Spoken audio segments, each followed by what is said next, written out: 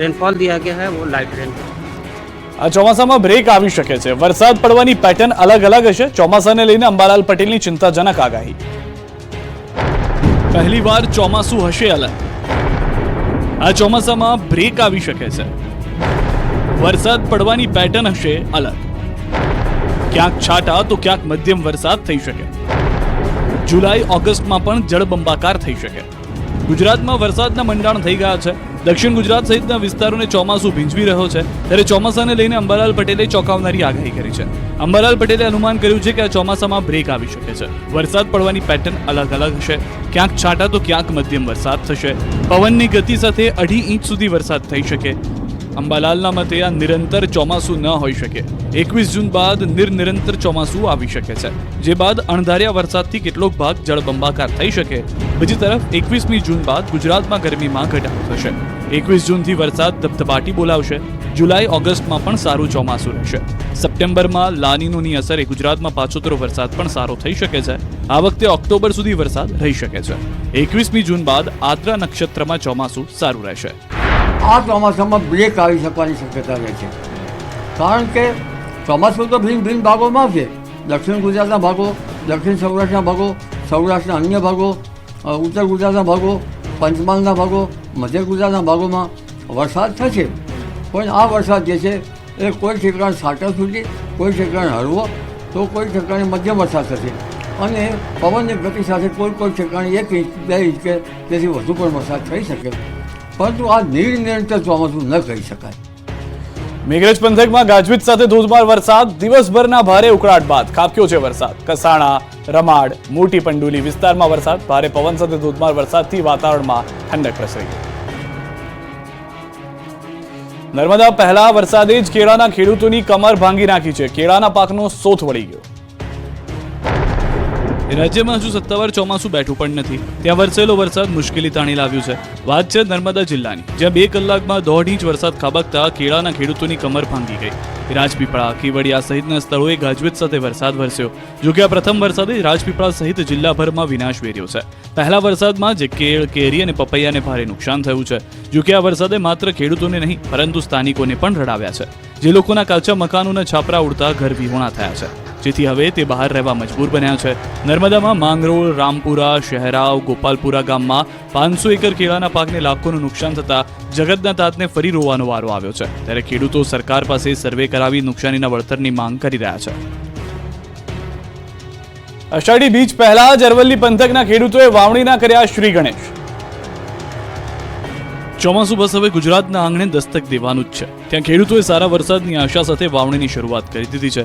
અરવલ્લીના મોડાસા, ભિલોડા તાલુકા સહિતના વિસ્તારોમાં 2 દિવસ પહેલા વરસાદ વરસ્યો, જેના પગલે ખેડૂતો ખેતીકામમાં જોતરાઈ ગયા છે। કેટલાક વિસ્તારોમાં વાવણી લાયક વરસાદ થતા ખેડૂતોએ વાવણીના શ્રી ગણેશ પણ કર્યા છે।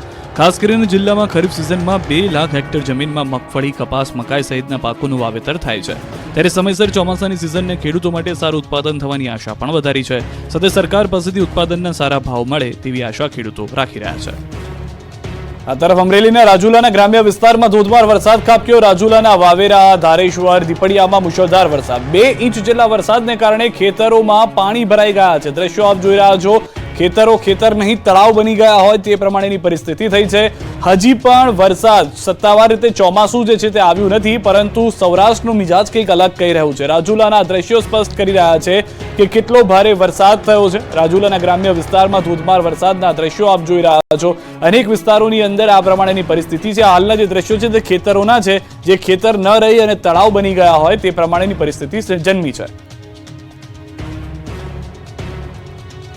ખેતરોની અંદરના દ્રશ્યો આપ જુઓ છો। 2 ઇંચ વરસાદની જાણકારી હાલમાં મળી રહી છે તે પ્રમાણે હજી પણ કેટલાક વિસ્તારોમાં વરસાદ થઈ રહ્યો છે। રસ્તાઓ પાસેથી આસપાસથી નદીઓ વહેતી હોય તેવા દ્રશ્યો પણ જોવા મળ્યા છે। ખાંભા ગીરના ગામડાઓમાં પણ સતત બીજા દિવસે ભારે વરસાદ થયો હતો। 2 ઇંચથી વધુ વરસાદ રાજુલાના દ્રશ્યો સ્પષ્ટ કરી રહ્યા છે કે કેવી પરિસ્થિતિ થઈ ગઈ છે। એક તરફ આ દ્રશ્યો આપ જુઓ, નદી વહેતી હોય તેવા દ્રશ્યો ખેતરોની અંદરથી જોવા મળ્યા છે। પહેલાના જે દ્રશ્યો આપણે જોયા હતા તે પ્રમાણે ખાંભાના પણ આ દ્રશ્યો આપ જુઓ। ખાંભાના ગીરના ગામડાઓમાં સતત બીજા દિવસે ભારે વરસાદ છે। ગીરના ગામડાઓમાં સ્થાનિક નદી નાળાઓમાં નવા નીર આવી ગયા છે। ખાંભાના હનુમાનપુર અને તાલડા ગામની સ્થાનિક નદીઓમાં આવ્યા છે નવા નીર। ગીરના ગામડાઓમાં વાવણી થઈ જતા ખેડૂતોમાં પણ ખુશી છે।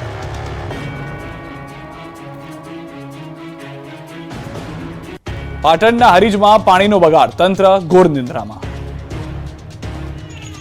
એક તરફ પાટણના ગામડાઓમાં મહિલાઓ પાણી માટે વલખા મારી રહ્યા છે, બીજી તરફ પાટણમાં તંત્રના પાપે પાણીનો વેડફાટ થઈ રહ્યો છે. પાટણની હારીજ નગરપાલિકાની બેદરકારીના કારણે લાખો લીટર પાણીનો વેડફાટ થયો છે. શહેરમાં પૂરું પાડતી પાણીની ટાંકીમાં લીકેજથી નીચે જાણે વરસાદ થતો હોય તેવા દ્રશ્યો જોવા મળી રહ્યા છે. એક બાજુ જિલ્લાના ગ્રામ્ય વિસ્તારમાં પીવાના પાણીની બૂમ છે, તો બીજી બાજુ પાણીનો બગાડ, છતાં પણ તંત્ર ઘોર નિંદ્રામાં છે. બનાસકાંઠા કાંકરેજની બનાસ નદીના પટમાં ખનન પર કાર્યવાહી. બિન અધિકૃત રીતે રેતી ખનન કરતા વાહનો જપ્ત કર્યા છે. એક હિટાચી મશીન અને 6 ડમ્પર ઝડપ્યા છે. પાલનપુર એસઓજી પોલીસ અને ખાણ ખનીજ વિભાગની કાર્યવાહી. રૂપિયા 1.75 કરોડના મુદ્દામાલ કબજે લઈ વધુ કાર્યવાહી શરૂ કરી.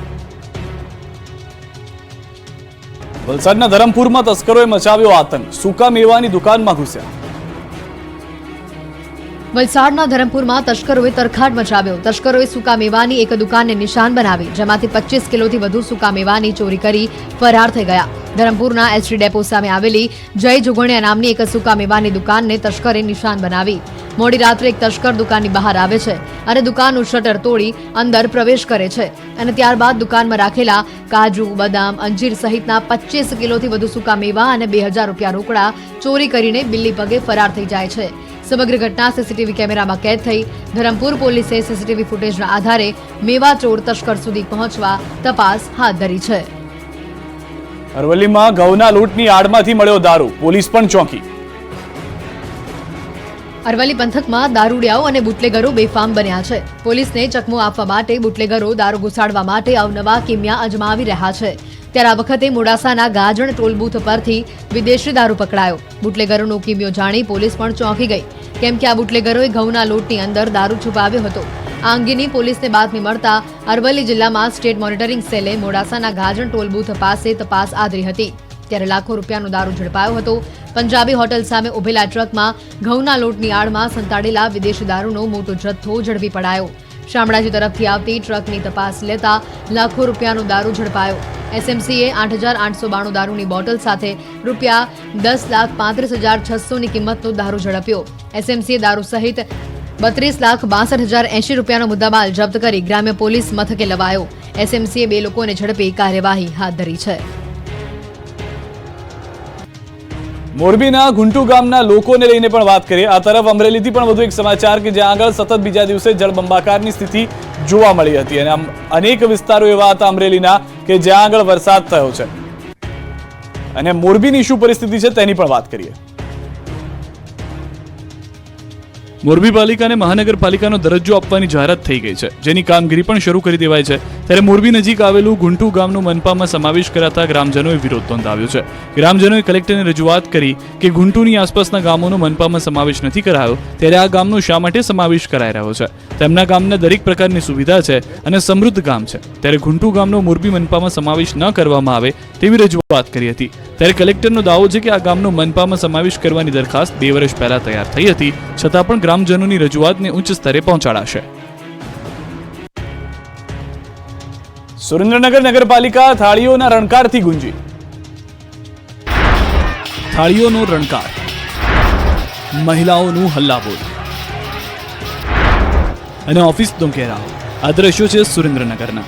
સુરેન્દ્રનગર શહેરના વોર્ડ નંબર 1 થી 6 માં પ્રાથમિક સુવિધાના અભાવથી લોકો કંટાળી ગયા છે. નથી આવતું પાણી, નથી ગટરની સુવિધા, નથી અન્ય કોઈ સુવિધા. આ અંગે અનેકવાર રજૂઆત કરવા છતાં તંત્રના પેટનું પાણી નહીં હલતા અંતે લોકોએ નગરપાલિકા કચેરીને ઘેરી હતી. ગટર, પાણી સહિતની પ્રાથમિક સુવિધાઓ ન મળતા વોર્ડ નંબર 1 અને 6 ના રહીશોએ પાલિકા કચેરી ખાતે દેખાવ કર્યા. શહેરના સુરવેલ સોસાયટી, બજરંગ સોસાયટી તેમજ વોર્ડ નંબર 1 ના જંકશન વિસ્તારમાં સ્થાનિક લોકોએ દેખાવ કર્યા. નગરપાલિકા ઓફિસે થાળી વેલણ સાથે મહિલાઓએ પહોંચી અધિકારીઓને જગાડવાનો પ્રયાસ કર્યો. હલ્લા બોલ કરી, પીવાના પાણી, ગટર વ્યવસ્થા મુદ્દે રજૂઆત કરી. અમરેલીના વિસ્તારોમાં સતત બીજા દિવસે જળબંબાકાર. સતત બીજા દિવસે અમરેલી જિલ્લામાં વરસાદી માહોલ. સાવરકુંડલા તાલુકાના ગ્રામીણ વિસ્તારમાં વરસાદ. સાવરકુંડલાના નેસડી, દીતલા, ધારંગણી સહિતના વિસ્તારોમાં ધોધમાર વરસાદ થયો છે. તો સાવરકુંડલાના દ્રશ્યો અમે આપને બતાવી રહ્યા છે કે જ્યાં પણ અનેક વિસ્તારોની અંદર વરસાદ જોવા મળી રહ્યો છે. ગ્રામીણ વિસ્તારોમાં ભારે વરસાદને કારણે સતત બીજા દિવસે જળબંબાકારની સ્થિતિ થઈ ગઈ છે. અમરેલીના અનેક વિસ્તારો એવા છે કે જ્યાં આગળ પ્રી મોન્સૂન એક્ટિવિટી જેણે મોન્સૂન આવી ગયું હોય તે પ્રમાણેની જોવા મળી રહી છે. જો ચોમાસું આવી પહોંચવાને હજી વાર છે. હવામાન વિભાગ તરફથી જે જાહેરાત કરવામાં આવી છે તે પ્રમાણે હજી પણ ગુજરાતથી 10 કિલોમીટર દૂર છે ચોમાસું.